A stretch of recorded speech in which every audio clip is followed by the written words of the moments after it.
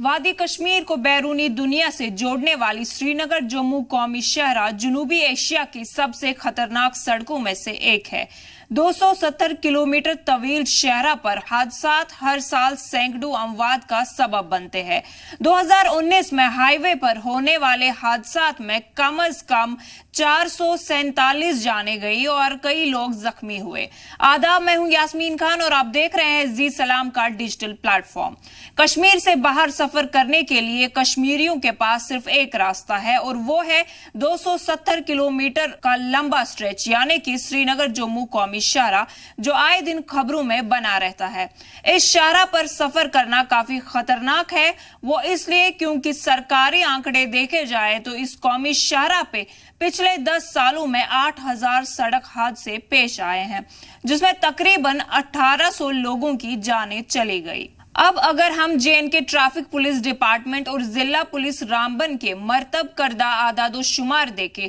तो खास तौर पर बानिहाल से चंद्रकोट तक के खराब रास्ता जो है सबसे ज्यादा मोहलिक रहा है, जिसमें 858 अमवात हुए हैं और हजारों की तादाद में लोग जख्मी हो चुके हैं। चूंकि पंथियाल इलाका लैंडस्लाइड और शूटिंग स्टोन्स के लिए जाना जाता है, इस सिलसिले में इंतजामिया और national highway authority of India की जानिब से कल T5 टनल को लोगों की आवाजाही के लिए खोला गया है, जिसकी वजह से कौमी शाहरा पर सफर कर रहे यात्रियों को आसाइश फराहम हुई है। अगरचे T5 टनल 870 मीटर का स्ट्रेच है, लेकिन इसकी अहमियत का अंदाजा इस बात से लगाया जा सकता है कि पूरी वादी ने इस छोटे से स्ट्रेच के बन जाने पे खुशी का इजहार किया है, क्योंकि ये इंसानी जानों के तहफ्फुज के लिए एक खुसूसी कदम है। डिप्टी कमिश्नर रामबन मुसर्रत इस्लाम इस प्रोजेक्ट पर तामीराती कामों की निगरानी कर रहे हैं और लगातार वो इस प्रोजेक्ट की अपडेट ट्विटर के जरिए लोगों तक पहुंचाते आ रहे हैं।